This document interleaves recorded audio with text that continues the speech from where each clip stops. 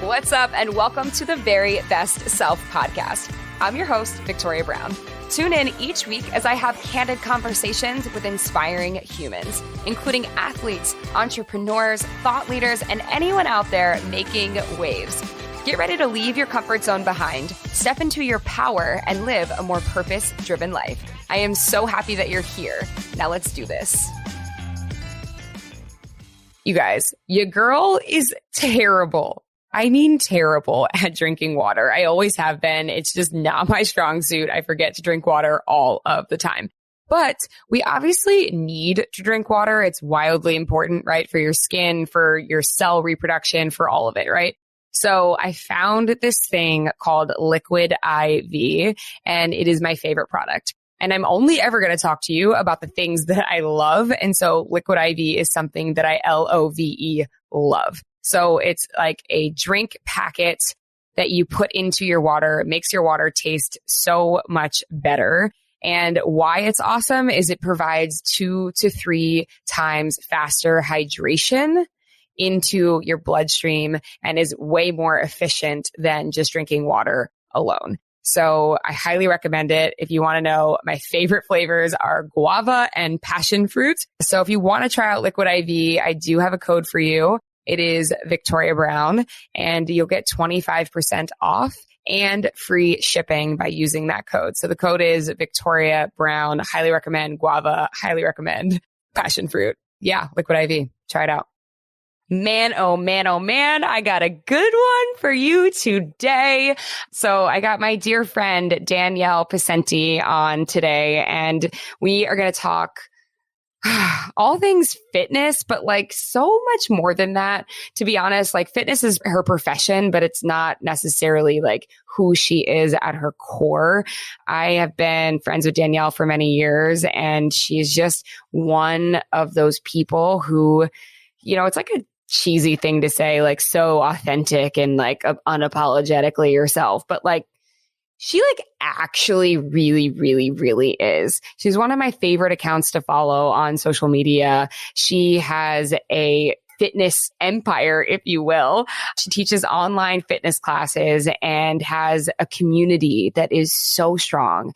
The people that follow her are, you know, just her biggest fans, and she really pours into her community in such a special and unique way that I think a lot of people out in the world are not doing in the way that she's doing it. And you'll understand what I mean once we get into this whole interview. But she's also on the Fit On app, and you know, beyond that, I look up to her as a friend, and her husband is involved and like really helps her build her business, and they're a team together. And so you see all of that on Instagram, but who she is on Instagram and who she is in real life are the same exact person. And that is something I feel like is pretty rare these days.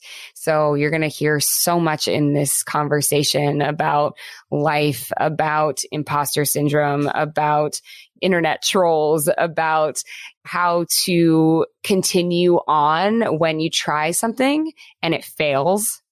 And then it fails again, and then it fails again. And knowing that it takes some time before you find success and you really get your rhythm in things.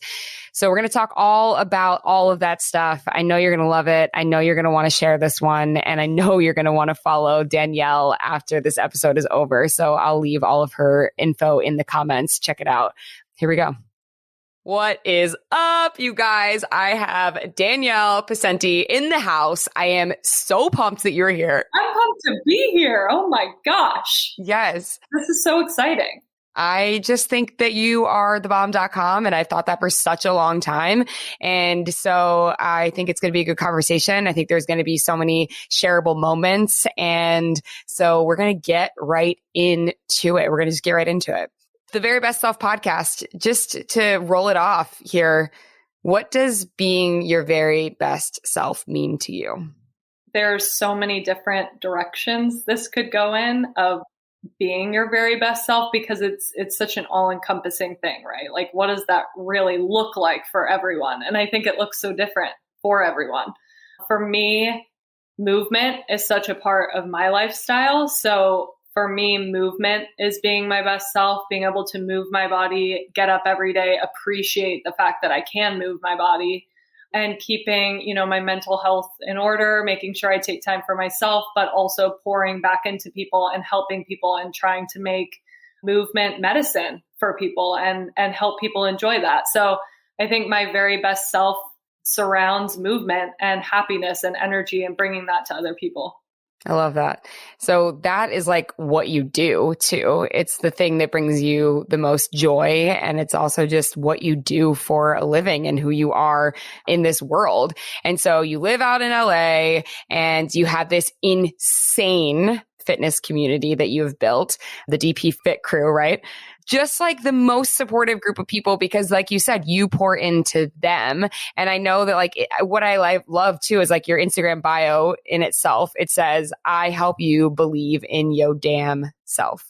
So what is your approach to fitness that you think makes what you do unique to, there's a million trainers in the world. There's so many, especially when the pandemic hit and all of a sudden, like everyone was a trainer and everyone was doing everything virtually, where you have been doing this for so many years. What is your unique approach to fitness, and why is it that you think that your community has grown to be so strong, the strong community that it is today? I think so much of it is in like how we show up on the platform, right? I think Instagram has become such a different beast over the last 5 to 8 years. And I never got into this business online. I got into the business in person, where I was training my clients one-on-one, and I was really seeing what they needed. And I was with them every day and I was talking to them face to face. And so when I got out of that business and left it for the online training thing, I just thought, how am I even going to connect with people online? Like, how is this going to work? And I think one of the biggest things I try to focus on is just actually caring for every single person that comes into my programs, into my challenges. It's a level of care for form, for safety, for how they're moving their bodies. What's the other things going on outside of fitness in their life? Like mentally, where are they at? And getting to know each client on a personal level, which is tough online when you have a larger audience. It gets tougher as things grow, but it is at the core of what I do. And I'm trying not to let it slide by the wayside. Even as I grow, it's like one of my biggest fears is losing touch with that. I don't ever want to lose touch with my core community and my people and people that are coming into my programs, because everyone should feel seen and heard in their fitness journey. If your people don't feel seen and heard in types of ways that help them to understand fitness and understand the form of it and what they're doing with their bodies, then I just don't think you're doing your job as a trainer. And so I really want to teach them what they're doing, not just have them depend on me to give them workouts, if that makes sense. So I think the big part of the growth and the journey for me has been to really listen, to provide them with a lot of different resources that they can go to, a lot of free resources, and to make it a little more accessible for kind of everyone to hop in at their whatever level they're at. I'm going to help them to get there, get up to that advanced level, or wherever they're starting at, I'll meet them there. That makes total sense. And I think the mindset piece, for me is like huge. And I guess that's why, I feel so connected to you, is because I think we understand community in a very similar way. And in what you were saying, that people want to be seen and they want to feel heard and they want to feel appreciated, and they don't want to just be another number.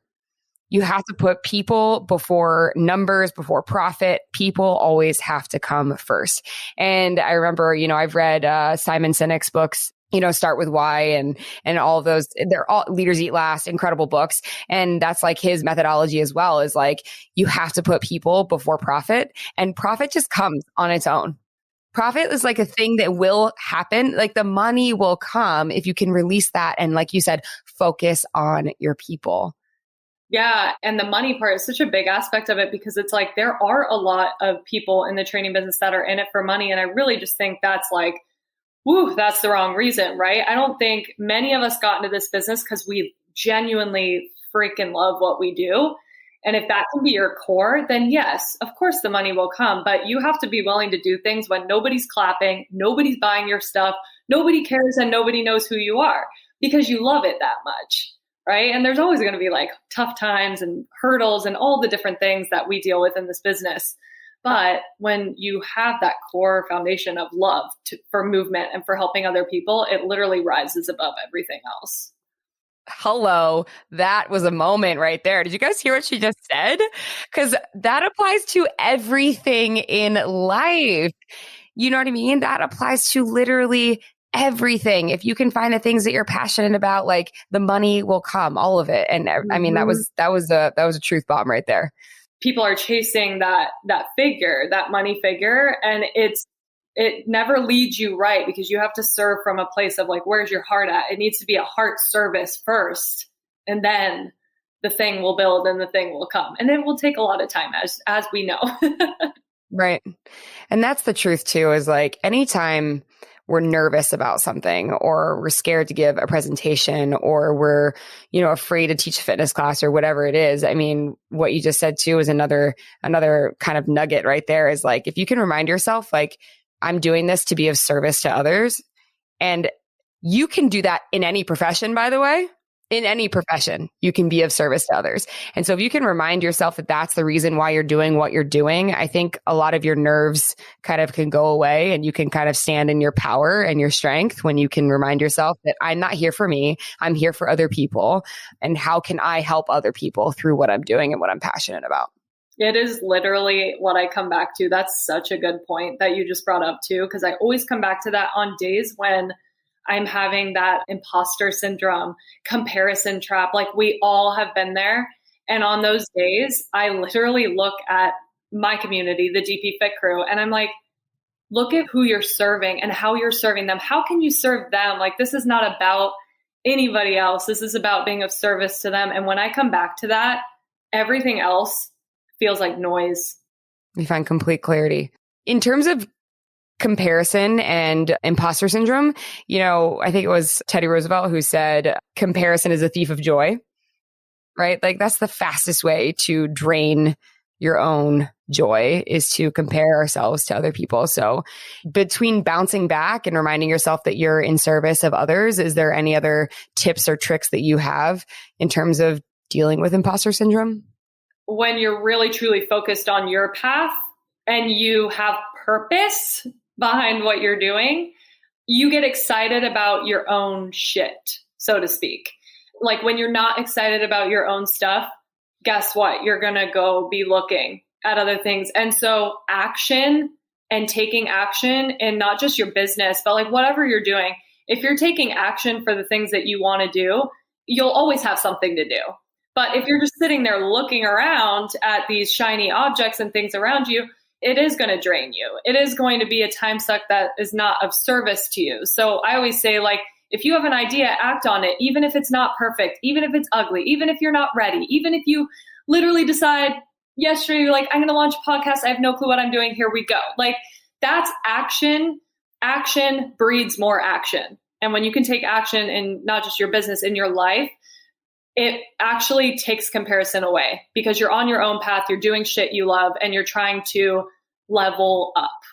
Exactly. I say the same thing to my life coaching clients. Action builds confidence. If you can remain in a state of doing, even if you are not sure what you're doing all the time, because guess what? Newsflash, none of us know what we're doing.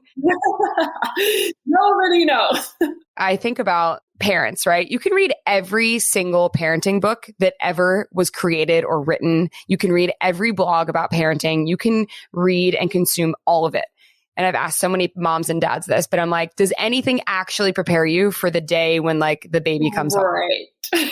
The answer to that question is no, absolutely not. You learn by doing. Yes. And when you start to take steps and you start to move in any certain direction, even when you're not so sure of everything, the path reveals itself as you begin to step. And that's where the confidence comes from. But when we sit back and we do nothing and we just stare at our phone screen, and we're like, okay, well, how did so-and-so do it? And how did blah, blah, blah do it? And like, maybe I should try that method, or maybe I should do this. And then it's like, then it's this thing called paradox of choice, where you were just like, there's so many different avenues and angles that I could take. And then you just end up literally doing nothing. Yeah, it gets cloudy, and which in turn makes you feel worse about yourself. Totally. every time we look at what someone else is doing, we don't know the steps that it took for them to get there, because we may be seeing someone's journey at level 20, right? Like if someone came to my page now and was like, oh, I want to do what she's doing in business, and they didn't know that I've been in this game for like a decade, they could look at my stuff and be like, it's not fair that she's there. And like, how did she do that? Let me dive in. It's like, no, this is 6+ years of mistakes, 6+ years of many failed launches over and over again, 6+ years of grinding, of free content, like the list goes on. So when we literally look at someone's chapter 20, of course, we're not going to be there if we're on chapter 1. And I always encourage people, if you're going to look at someone and gain inspiration, that's totally fine. But don't compare your path to theirs if they're on chapter 20 and you're on chapter 1. And I know that sounds like a cliche thing to say, but some of my biggest inspirations are on chapter 50 and I'm still on chapter 20, right? So I can't compare. I can only be inspired by that and continue building and grinding to what I want my business to be. Yeah. I like see you on a TV show as like the trainer. I like believe in you. Like there's so many people who have communities and there's so many people who have programs and there's so many people who do this thing.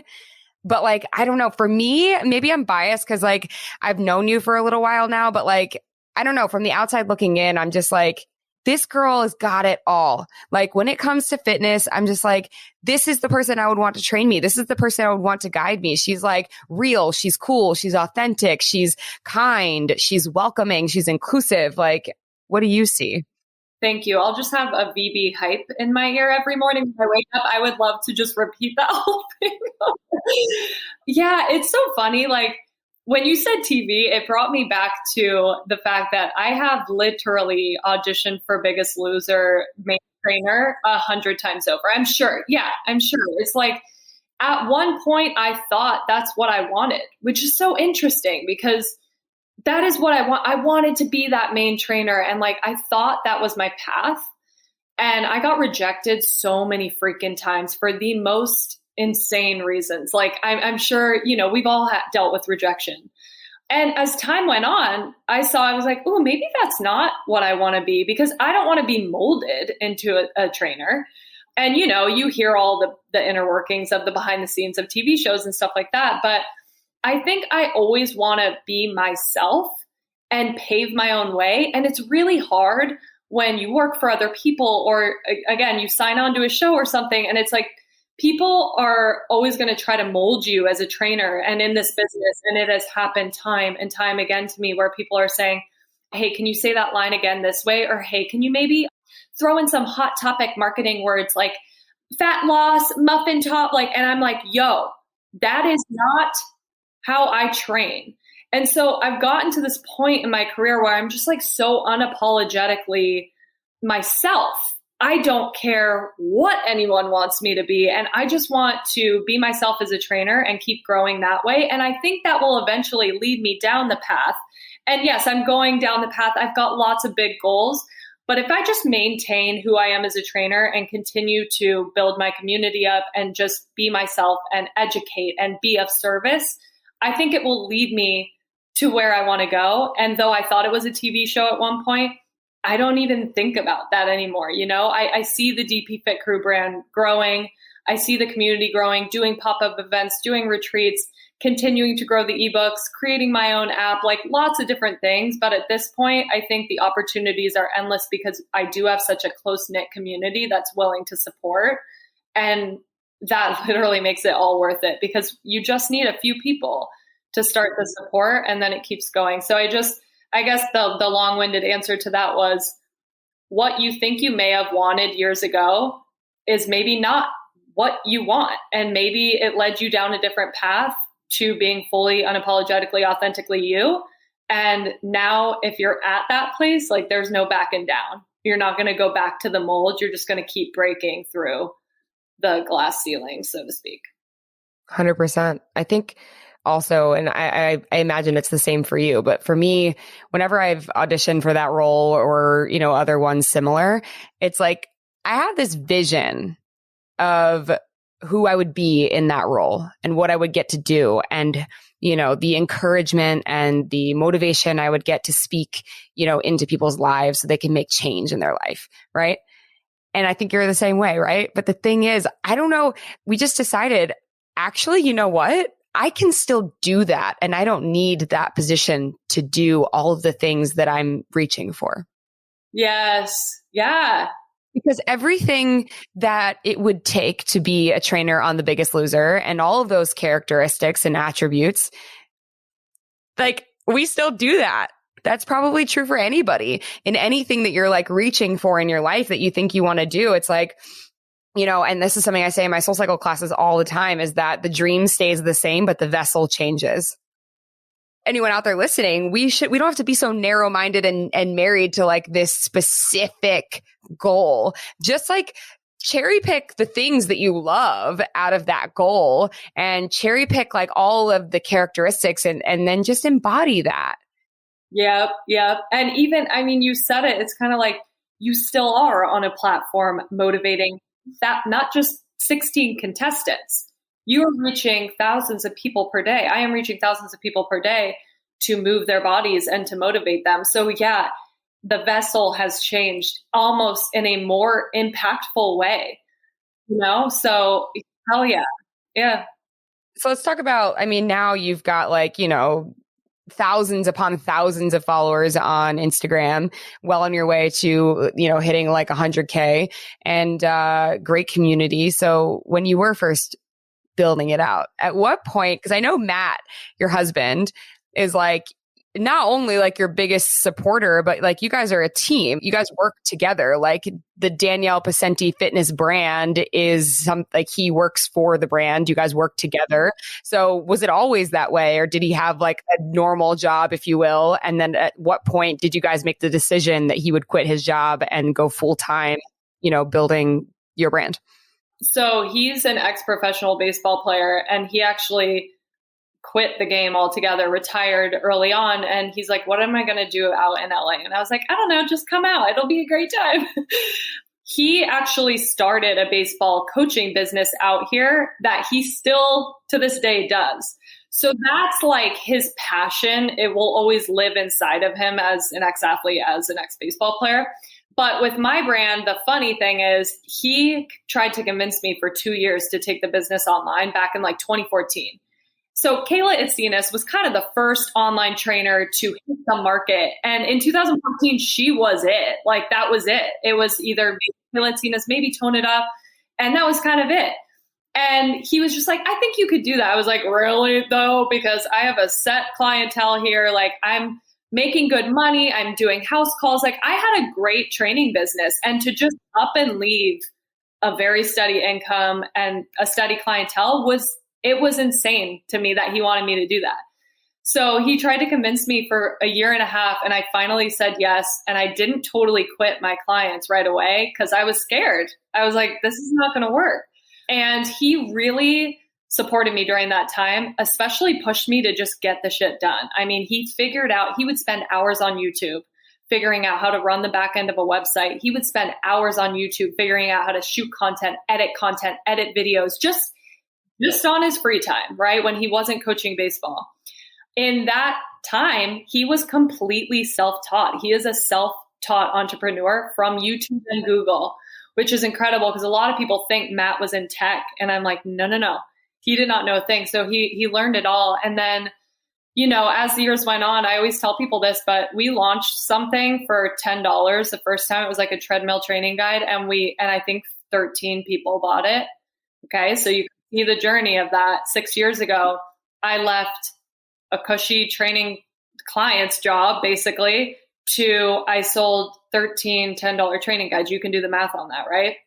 Scary to think I'm going to just leave my clients and come to this. So it took a lot of convincing and a lot of grind and a lot of continued failed launches until I would say about 3.5 years, we hit our stride a bit. Like we had a bigger launch. And then I think at the 3.5 to 4 year mark, I did eliminate all the clients in person to focus fully on the business. And he still does baseball clients, but he knows he doesn't have to. And he really does embrace and work full time for the business. Out of all the things he's taught himself, he continues to learn every day. So it's like, I think 3 years would be a time where we hit our stride. And then now we really have good systems in place. And this is what, 5 years into it, good systems in place, big launches, big things that we have coming down the pipeline at all times from a lot of trial and error and a lot of just literally not knowing what the hell we were doing to begin with at all. Like not one single thing. That is what it's all about.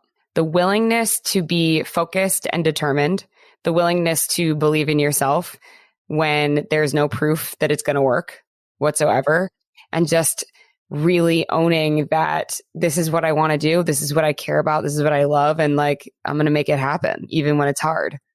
Yeah. Yeah. And there were just so many launches in there that did fail, and it was things that I thought were good. And I still think they're good. But I had at one point, 7,000, 8,000 followers on Instagram. And even though that probably does seem like a lot, not many people were listening. It wasn't hitting right. And I think it started to hit when I just started to really be unapologetically myself and just kind of keep it real, share it all, if you will. And I think that helped people to feel more connected. Yeah. What do you think about how people show up on social media right now versus how you show up on social media right now? Because you are very goofy, silly, authentic, fun. Do you think people are showing more polished things, or is it because there's this thing, I think, I'll just say, like a trend of like fake authentic? Do you know what I mean by that? Yeah. Instagram's a tricky place because I actually think there's so much good being done on the platform. Like when I really look at both sides of it, I think authenticity, like actual authenticity and sharing parts of your life, has become way more normalized. I think people are flocking to that and away from the picture perfect. So I love that Instagram has brought more awareness to what's real and also plenty of awareness to what's not real. And some people still flock to that. There's nothing you can do about that. But I think for the most part, especially this last year, people got more clear about their beliefs, what they wanted to put on the platform, how they wanted to show up, more convicted in like the things that mold them and shape them. And I actually think that was a really powerful thing last year, was to just really show up online as you and share your opinions, even if they're not going to be well received, and be okay with the criticism and the feedback and the trolling and whatever, and kind of just sit in that and be okay with that and be okay with the growth and the learning and all the things. And so I flock to people that are sharing that shit, what is not pretty, during the tears, during the tough times. Like I want to see all of it. And I think from a business standpoint, your consumer or your customer wants to see that, hey, it is not glitz and glam. Hey, this is a real picture of real life. There's a human being behind this screen. Like it gives me chills because that is what life is. It's not glitz and glam. Even on that perfect blogger account with those highly curated, filtered pictures, it is not that way in real life. Everyone is going through their own battles and struggles. And not that everything has to be shared, but I think from a customer standpoint, they appreciate that, because if you take them on the journey, they want to support the journey. I completely agree with that. If you take them on the journey, they want to support the journey. So it's like, talk about the highs, talk about the lows, talk about everything in between and what you face along the way. And then people are invested in the journey, because ultimately people want to see people win. They do. When they go along for the ride, it's like, they celebrate you when you celebrate life, and vice versa. So I think you're so right about that. Right. In our industry, there are certain things that we're trying to sell, whether it's a life coaching course, whether it's a training guide, a challenge, whatever it is. I don't like when someone like cold sells me and I've not seen them for 2 weeks. I'm like, wait, what happened? And so when I'm in a launch, I by no means am complaining, but I'm very real about the work that it takes to kind of get there. And I love sharing the behind the scenes so that they can feel like they're part of a process. Like I want to know, hey, what color themes do we want to see for the challenge? Where do you want to shoot at? Like I ask them everything and get their opinion, because then they do feel very invested in the process. And so I always tell people to try to take their customer along for the ride and the journey, because those are the people that are truly supporting you and that are also supporting your bank account, of course. So like, it's important that you give some stuff back to them and that you feel like you have that connection. Does that make sense? Yes, makes perfect sense. Right. Internet trolls. How do we deal with them when they pop up? Honestly, like some days I'm more sensitive to it. Some days I could care less. I don't know, for whatever reason, it doesn't hit me. I'm invincible. I got it. And then there's other days, and how I explain it is it's not the random trolls for me that are like, you look like a man. It's the character assassination for me. When that happens, I will defend myself forever. Even though I know that they're a troll, it's like I still feel the need to defend myself. So the one thing, especially in this last year where we were all on a growth journey, we were all getting a little uncomfortable with things we needed to unlearn, things we needed to learn, injustices in the world. Like seriously, 2020 was a big growth year for me personally, and it opened my eyes to a lot of things that I didn't know. While I went on that journey, I wanted to share it with my community and following because I know primarily a lot of them have a similar life to me.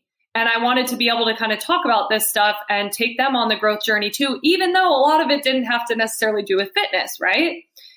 Now, with that came a lot of opinions and beliefs and trolls. And I think the one thing I continually reminded myself of, and I continue to remind myself of this every day with trolls, is just that if you are coming from a place of grounded morals, beliefs that you genuinely believe in, then that shouldn't rattle or shake you, right? If you actually believe what you're saying and it's not performative and nobody's holding a gun to your head saying, post this right now, right?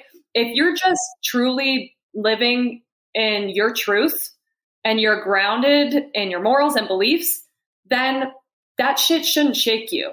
And I constantly have to repeat that to myself because sometimes it does shake me, right? But I have to come back to me and I have to really say, hey girl, did you really believe what you just posted? And if I'm like, yeah, I did, then okay, we're going to eliminate that troll to the side. And it's this little it's this game of ping pong, ping pong, ping pong. And you kind of have to go back and forth and just stay grounded in who you are. And so that's really helped me, especially in the last year as I grow. But I would love to know that same thing from you too. Like, how do you deal with it? It's exactly what you said.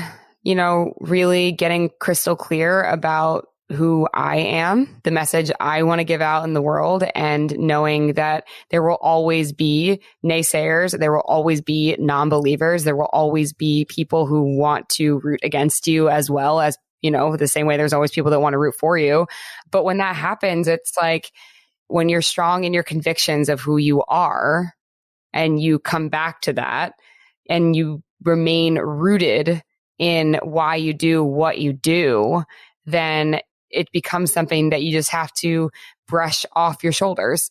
We cannot expect anyone else to believe in us if we are not willing to first and foremost believe in ourselves. We can't be shaken and rattled every time someone doesn't choose to believe in us. I think we're all probably guilty of this. Like you'll catch yourself having a negative thought, right, about someone else. And I try to always reflect it back to myself and say, okay, why are we having this thought? What is it about this girl or this person that is making me feel like I don't like them? And I always feel like it comes back to, I can dig down deep and figure out that it is an insecurity of my own.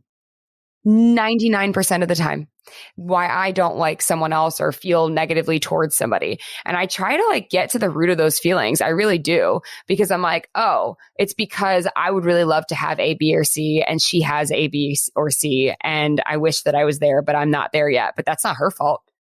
Why don't we instead flip the narrative and be like, yeah, go her. And maybe she's on chapter 20 and I'm on chapter 1, and that's okay.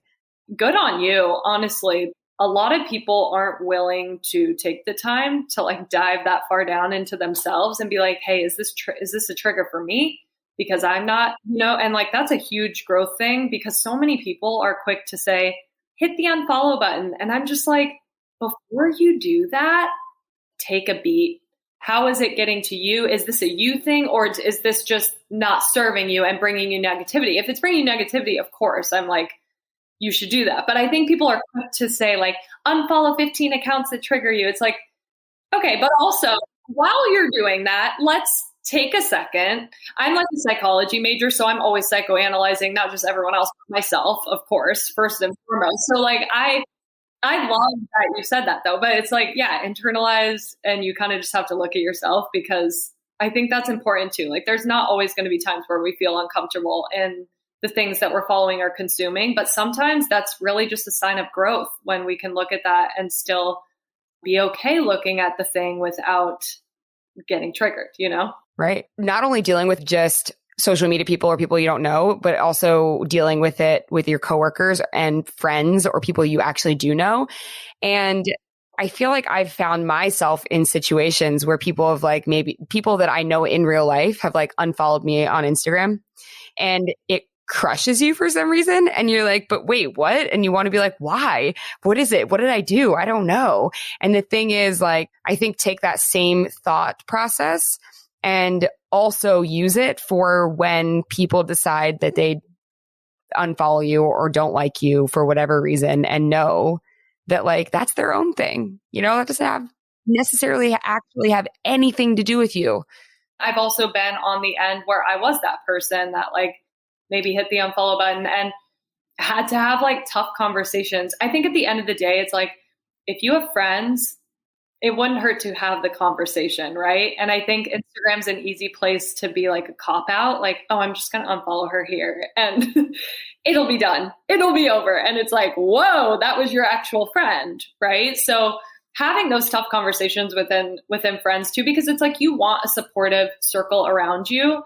And at the end of the day, like when you're trying to build a business, when you're trying to build an empire, when you're trying to show up and be your best self, you don't want the negativity of your own friends to bring you down, right? And so if that circle doesn't feel positive, if it doesn't feel like, if it crushes you a little that they unfollow you, it's like at the end of the day, at our age and what we're trying to build, you kind of have to just be like, all right, bye, you know, okay, then bye, because we're making room for people who want to be here. Yeah, it's because we have thousands of people that want to be here.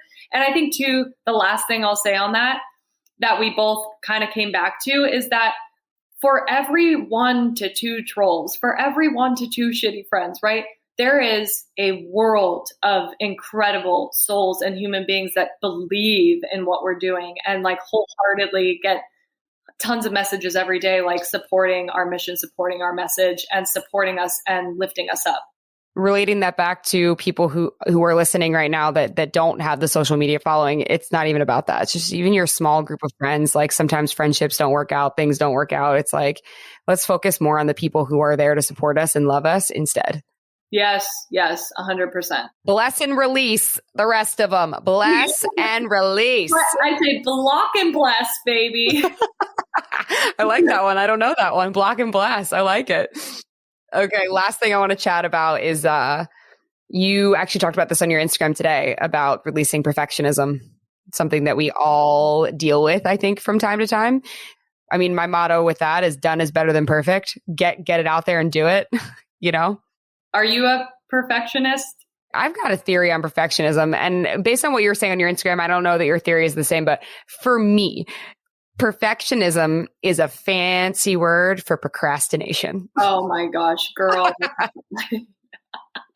I'm like, oh, I want it to be perfect. No, bitch, you are just not doing the work. Like, get to work, get off your phone, stop, like, just do what you need to do, you know? But anyways, and I'm like, oh, I'm just a perfectionist. I know. You know what? I said it on my Instagram today. I'm toxic because I'm toxic to myself because I do like things neat and pretty and I want to put it out there in the world nice and neat. I don't space out the work. It's like 24 hours till go time and I'm freaking pulling an all-nighter trying to make it. That is on me. Procrastination is a real thing for a lot of perfectionists too, because they think they have all this time. I'm really not trying to be somebody that I'm not. You know what? Let me ask you this question. The golden question. Does it always get done? Always. Always, yes, you get it done. So you know what? It's a stressful 24 hours before the shit's due and it's got to be done, but it all gets done. This is the toxicity in it because we get away with it, right? And procrastinators get away with it. I've just started to tell myself that's who I am and I'm okay with it. And yeah, this is so all of a sudden I think it's taken a little less stress off my last 24 hours because I'm like, I know I'm going to get it done. With time and with multiple procrastination episodes and all the things, I also think the perfectionist tendencies I used to have, which was to proofread things 75 times before I send, it's like, why am I doing that? I don't have time to mess around, especially since my procrastination habits have gotten worse. I don't have the time to sit there and read it. And so I like your theory. If it's not broke, don't fix it. I am a procrastinator. I work well under pressure. I almost need the pressure. I do think letting the little things go has been something I've really tried to work on in the last year, especially diving in a little deeper, is not overthinking before I hit post, not overthinking when I do a story, not filtering a story, not like all these things that add up in perfectionist tendencies where it's like, ooh, that didn't sound right. Let me redo it. I'm trying to just like continue to hit publish, continue to hit post, continue to send the email even if there's errors, continue to say LOL in an email instead of period. Let's make things perfect. You know what I mean? It's still is a practice, but it is very liberating when you get to the point where you're just like, all right, less fucks given, so to speak. Mm-hmm. Amen, amen, amen. All right. Closing out question for you. What is the best piece of advice that you would give your younger self? To be yourself. Whatever that is, I know it can get cloudy and confusing along the way, especially if you're in high school, if you're in college and you have a lot of outside influence with social media, Instagram, whatever it is. Try to continue being yourself through it all and don't dull down any sparkle you have. Don't put yourself in a box. Like anything that you want to do, go for it. And also be yourself when you're doing it. That real you will always come through and there will always be people that want you, not any other version that you think you need to be. Man, that's good. That's good. Is it? It is. It's really good. We always think we need to be a version of ourselves to please everybody else. And we invite the realest people and the best friends and the realest, most authentic relationships into our lives when we are willing to just be ourselves. So great advice. All right. Well, thank you so much for joining us. Thank you so much for being here. You're thebomb.com, as I said. Thank you for having me. And like, I really cherish our friendship on the internet is like kind of how we met each other, but I feel oddly really close. And I just appreciate your support over the years too. And I'm excited to see where the podcast goes. Thank you. And right back at you, sister. I was so not kidding.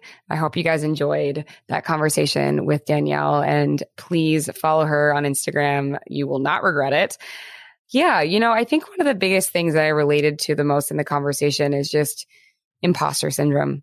We can have all the tools in the world and we can know how to combat imposter syndrome, but you never know when it's going to creep in. You never know when it's going to come up. And I always say that we all deal with imposter syndrome, whether you are a C-level executive or you are just getting started out in whatever it is that you're doing. There's always going to be someone who is a level ahead of you. There's always going to be someone who somehow makes you feel or question what you're doing, or if you're good enough or smart enough or pretty enough or funny enough or attractive enough or whatever it is. And just, I think, granting yourself grace is really it. It's like I said, you can know all of the tools to step out of that, and you can know what's happening when it's happening in your mind, but just being patient with yourself to know that you can snap out of it, and knowing if you're in the room, it's because you're supposed to be in the room. So if that's at work or wherever it is, not questioning whether you ended up there on accident, knowing that if you are there, wherever it is, it's because you're supposed to be there. So building that confidence in yourself to raise your hand, to speak up, to know that what you have to say is important, and believing that you did not make it this far in life, wherever it is that you are, on accident, right? Because we didn't make it this far on accident. We also didn't make it this far to only make it this far. So we got to keep on going, fighting through the imposter syndrome and all the other stuff that comes up. But that's also why we're here, right? So thank you guys for tuning in. And I hope that this episode helped you through maybe something that you're going through in your life, or maybe it's something that you have a friend that they're going through. And so I hope that you share, this episode with somebody else who's going through something similar. And beyond that, please, as always, give us 5 stars if you can, and please leave a review and make sure you subscribe, all that stuff. I'm Victoria Brown. Thank you guys for tuning in. You can follow me at Victoria Brown. You can follow the Very Best Self podcast on our podcast handle at Very Best Self. Yeah, that's it, guys. Have a good one. As always, thank you. I appreciate you for listening to today's episode, for hitting that subscribe button, and maybe most importantly, for leaving a positive review. If you loved this episode, please pay it forward and share it with someone that you love. That's how we keep this thing going. You can find me on Instagram at Victoria Brown, or connect with me and the Very Best Self Squad on our pod page at Very Best Self. Don't forget, no matter where you are on your journey, you are exactly where you're supposed to be. I'll see you next time, squad.